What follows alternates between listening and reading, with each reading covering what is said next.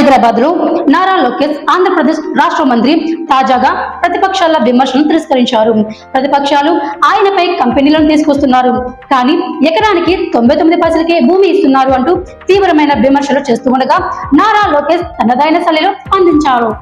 నారా లోకేష్ మాట్లాడుతూ ఎకరానికి కాదు మొత్తం భూమిని 99 పైసలకే ఇస్తాను, తప్పేంటి అని ప్రశ్నించారు. ఆయన వ్యాఖ్యలతో రాజకీయ వర్గాల్లో సంచలనం నెలకొంది.